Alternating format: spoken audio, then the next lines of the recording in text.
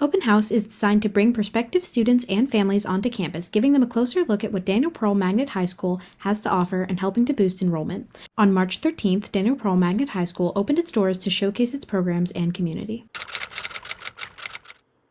So I am one of the main organizers for Open House. We really wanted to just encourage parents and students and families out there to take a look at our school.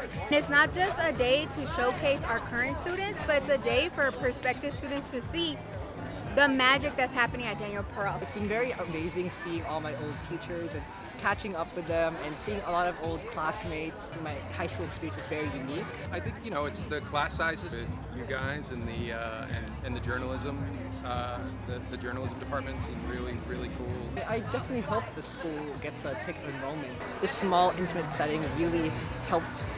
It really creates such a strong, personalized community. Showcasing strong programs and a close-knit community, the event gave families a chance to see what makes Daniel Pearl Magnet High School unique.